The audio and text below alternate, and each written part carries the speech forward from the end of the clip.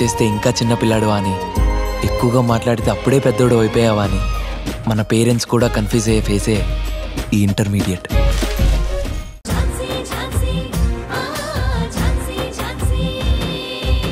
Case వాదించక ముందే మృణాల్ని గెలవలేదని నువ్వు decide చేస్తున్నావా? తప్పు కమల. ఒకరి గురించి ఇలా తక్కువ అంచనా వేయకూడదు. అదీను ది గ్రేట్ లాయర్ మృణాల్ని గురించి నువ్విలా మాట్లాడడం ఏంటో నాకు తెలియడం లేదు. ఏం లేదండి, ఇంతకు ముందు మృణాల్ని తన భర్తకి సంబంధించిన కేసులో గౌతమ్ వాళ్ల మాట వినలేదు కదా. ఒకవేళ అదేవైనా తన మనసులో పెట్టుకుని ఏవైనా ప్రాబ్లం చేస్తుందేమోనని భయంగా ఉందండి. ఏంటి కమలా, మృణాల్ని గురించి అర్థం చేసుకుంది ఇదేనా?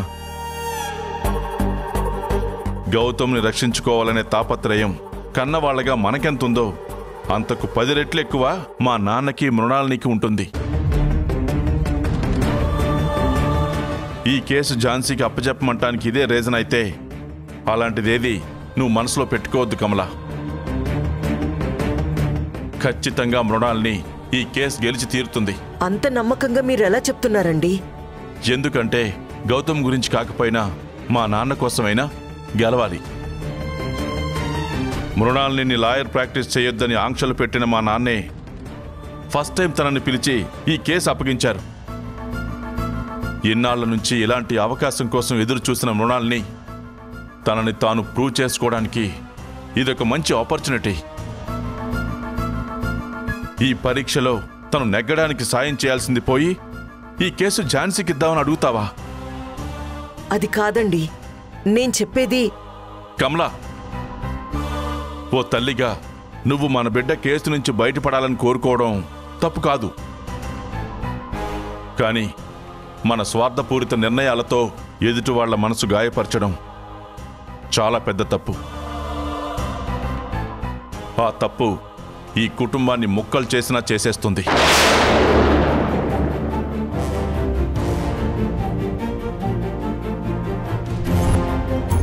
అంతేకాదు కమలా, ఒకవేళ నువ్వు చెప్పింది చేస్తే ఇప్పుడు తండ్రిలా గెలిచినా ఒక మనిషిగా శాశ్వతంగా ఓడిపోతాను.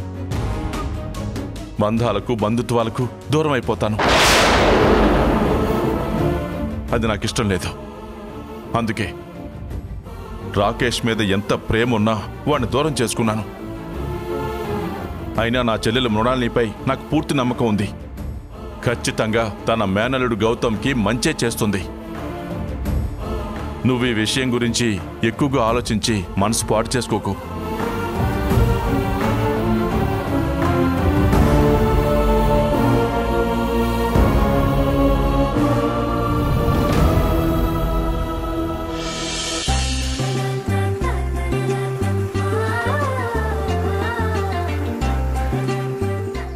రండి రాణి. అక్క, ఎలా ఉన్నావు రాణి? బాగున్నానక్క. ఏ ప్రాబ్లం లేదు కదా? అలాంటిదేం లేదక్క. Hi Rani. Hi Sridhar. Hi sir. How is your married life? చాలా బాగుంది సార్. సార్, మీరు సస్పెండ్ అయిన విషయం తెలిసిన దగ్గర నుంచి చాలా బాధగా ఉంది. నా కేసు విషయంలో, నా పెళ్లి విషయంలో మీరు మా అక్కకి తోడుగా ఉన్నారు. మమ్మల్ని సొంత మనుషుల్లా చూసుకున్నారు. అలాంటి మీకు నా మూలంగానే ఇలా జరిగింది. అలా అనుకు రాణి. నా బ్యాడ్ టైం అలా జరిగింది అంతే.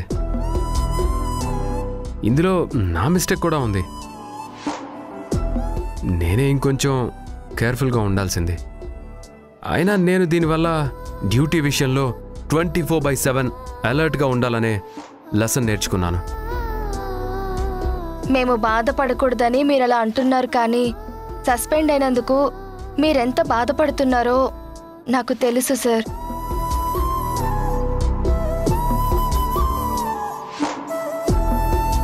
అసలు తప్పంతా నాదే సార్. మిమ్మల్ని నా విషయంలో కలగజేసుకోవద్దని చెప్పుంటే బాగుండేది సార్. ఏ రాణి, ఎందుకలా మాట్లాడుతున్నావు? అయినా గౌతమ్ గారికి ఏం కాదు. ఆయనకి తోడుగా నేనున్నాను. ఇన్నాళ్ళు ఆయన మనకి అండగా ఉంటూ ప్రతి విషయంలో సపోర్ట్ చేస్తూ వచ్చారు. ఇప్పుడు ఆయనకి నేను సపోర్ట్గా ఉంటాను. నువ్వేం వరి అవ్వకు. నాకు తెలుసక్క, నువ్వు గౌతమ్ సార్కి ఏమీ కాకుండా చూసుకుంటావని. కానీ నా మనసులో చిన్న బాధ అంతే. అలాంటివేం పెట్టుకోకు రాణి. మీరు మీ మ్యారేజ్ లైఫ్ని ఎలా ఎంజాయ్ చేయాలో అది ఆలోచించుకోండి. హ్యాపీగా ఉండండి, ఓకేనా? రాణి, శ్రీధర్ ఎప్పుడొచ్చారు? ఇందాకే వచ్చామండి. ఝాన్సీ అక్కని గౌతమ్ సార్ని కలిసి వెళ్దామని వచ్చాం. అలాగా, మీరు మాట్లాడుకుంటూ ఉండండి, నేను ఇప్పుడే వస్తాను. ఉమ్.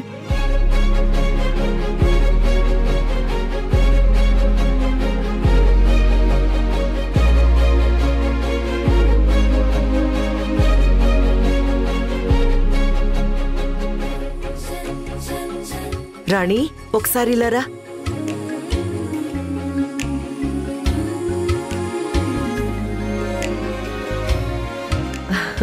తీసుకో. ఇప్పుడు ఇవన్నీ ఎందుకు మేడం? ఇప్పటికే మీరు మాకు చాలా చేశారు. అలా అనొద్దమ్మా. మొట్టమొదటిసారిగా ఇంటికొచ్చిన నవదంపతుల్ని ఉత్తి చేతులతో పంపించకూడదమ్మా. సంప్రదాయం ప్రకారం కొత్త బట్టలు పెట్టి పంపించాలి కదా. కాదనకుండా తీసుకోండి.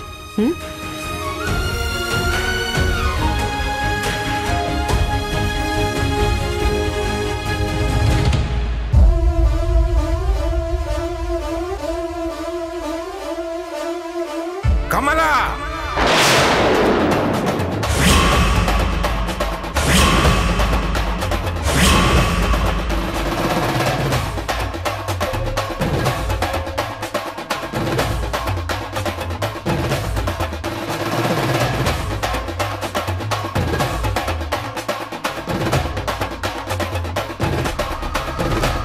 ఏం చేస్తున్నావు కమలా? నువ్వు అసలు ఈ ఇంట్లో ఏం జరుగుతుంది? అంటే మావయ్య, కొత్త దంపతులు మొదటిసారి మన ఇంటికొచ్చారు కదా అని. పట్టు వస్త్రాలు పెడుతున్నావా? అసలు ఎవరు వాళ్ళు?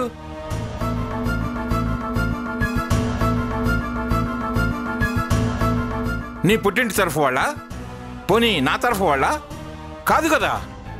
మరెందుకు ఇలా చేస్తున్నావు? ఎవరిని అడిగి చేస్తున్నావు? చెప్పు.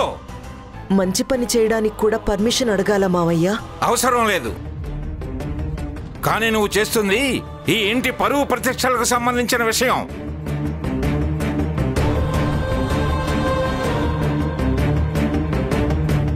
దిక్కు మొక్కు లేని వాళ్ళకి ఏదైనా సాయం చేయాలనుకుంటే చెయ్యొచ్చు. మనం ఇంతకు ముందు కూడా చాలా మందికి చేశాం. కానీ ఇలా ఇంట్లో కాదు, గేటు బయట.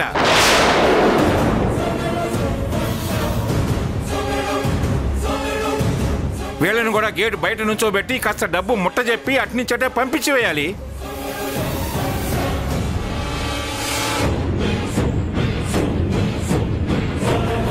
తనను చూస్తుంటేనే నాకు తేళ్లు జరులు పాకుతుంటాయి. అలాంటిది తన తాలూకు మనుషులను కూడా ఇంట్లోకి తీసుకొచ్చి నువ్వు రాచమర్యాదలు చేస్తున్నావా?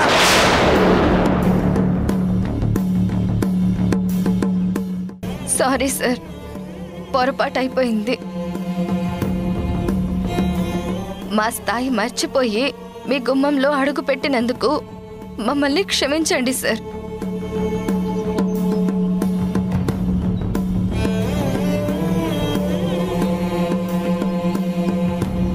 మీరు గొప్ప సంస్కారవంతులని బయట చెప్పుకుంటుంటే విన్నాను సార్.